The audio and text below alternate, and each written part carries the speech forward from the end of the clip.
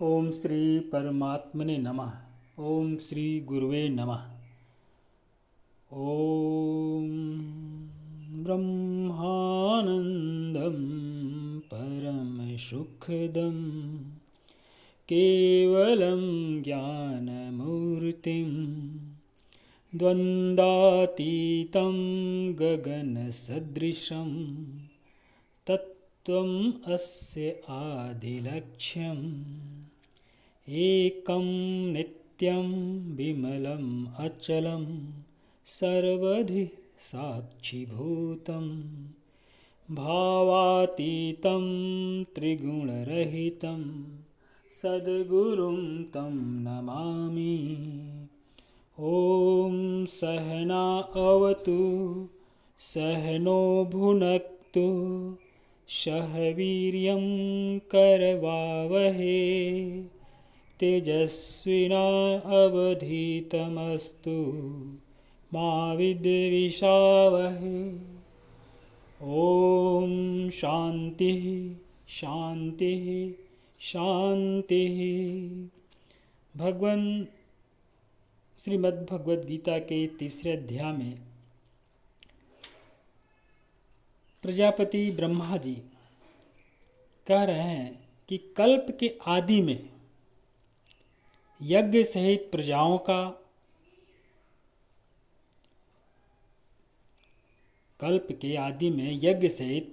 को रचकर उनसे कहा कि तुम लोग इस यज्ञ के द्वारा वृद्धि को प्राप्त हो और यज्ञ तुम लोगों को इच्छित भोग प्रदान करने वाला हो तथा तुम लोग इस यज्ञ के द्वारा देवताओं को उन्नत करो और वे देवता तुम लोगों को उन्नत करें। इस प्रकार निस्वार्थ भाव से एक दूसरे को उन्नत करते हुए तुम लोग परम कल्याण को प्राप्त हो जाओगे तथा यज्ञ के द्वारा बढ़ाए हुए देवता तुम लोगों को बिना मांगे ही इच्छित भोग निश्चय ही देते रहेंगे। इस प्रकार उन देवताओं के द्वारा दिए हुए भोगों को जो पुरुष इनको बिना दिए स्वयं भोगता है वह तो चोर ही है। कारण कि यज्ञ से बचे हुए अन्न को खाने वाले श्रेष्ठ पुरुष सब पापों से मुक्त हो जाते हैं और जो पापी लोग यानी अपना शरीर पोषण करने के लिए ही अन्न पकाते हैं वे तो पाप को ही खाते हैं। संपूर्ण प्राणी अन्न से उत्पन्न होते हैं।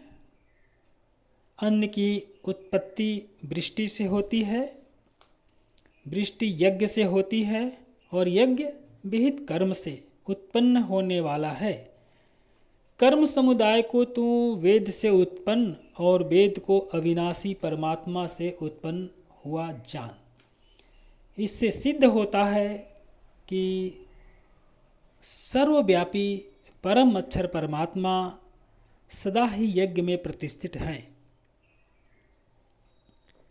हे पार्थ, जो पुरुष इस लोक में इस प्रकार परंपरा से प्रचलित सृष्टि चक्र के अनुकूल नहीं बरतता है अर्थात अपने कर्तव्य का पालन नहीं करता है,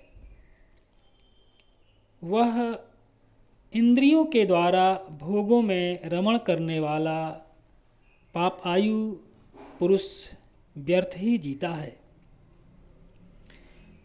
परंतु जो मनुष्य आत्मा में ही रमण करने वाला है और आत्मा में ही तृप्त रहता है और आत्मा में ही संतुष्ट हो, उसके लिए कोई कर्तव्य नहीं है। क्यों? क्योंकि उस महापुरुष का इस विश्व में न तो कर्म करने से कोई प्रयोजन रहता है और न कर्मों के न करने से ही कोई प्रयोजन रहता है तथा संपूर्ण प्राणियों में भी इसका किंचित मात्र भी स्वार्थ का संबंध नहीं रहता। भगवान बहुत अच्छी बात यहाँ बता रहा हूँ मैं कि जीवों का कल्याण केवल ज्ञान से ही होता है, कोई दूसरा रास्ता है ही नहीं भगवान।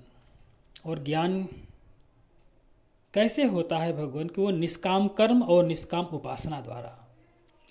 क्योंकि निष्काम कर्म और निष्काम उपासना से अंतःकरण शुद्ध हो जाता है, और अंतःकरण शुद्ध होने पर ही ज्ञान होता है।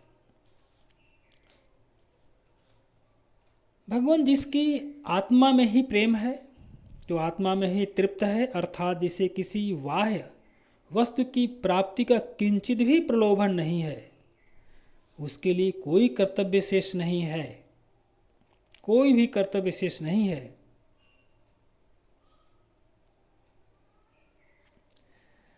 शरीर से असंग होने पर जो आनंद आता है वही आत्मरति है, अर्थात संसार का अत्यंताभाव अनुभव करना ही आत्मरति है, अथवा आत्मचिंतन करते करते उसी में डूब जाना आत्मरति है।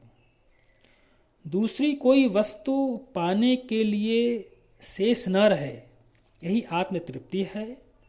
और आत्मा का अतिरिक्त और किसी वस्तु की इच्छा न रहे, यही आत्मसंतोष है।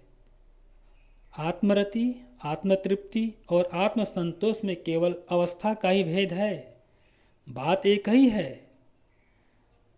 जिसमें उत्तरोत्तर अधिक गाढ़ अवस्था है, वही अधिक श्रेष्ठ भी है।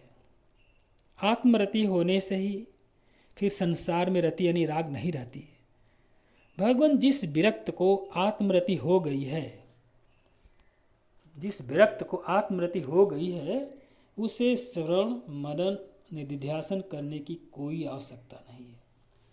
और भगवान जिस गृहस्थ को आत्मरति हो गई है, उसे स्रोत स्मार्थ कर्म करने की भी कोई आवश्यकता नहीं है। स्रोत स्मार्थ कर्म क्या है भगवान? अग्नि से खेलना, धूप दीप अगरबत्ती हवन। क्यों? क्योंकि उसे कोई वस्तु प्राप्त करनी शेष नहीं है, वह पूर्ण होने के कारण आत्मतृप्त है, इसलिए उसे कोई कर्तव्य नहीं है। प्रणाम भगवान।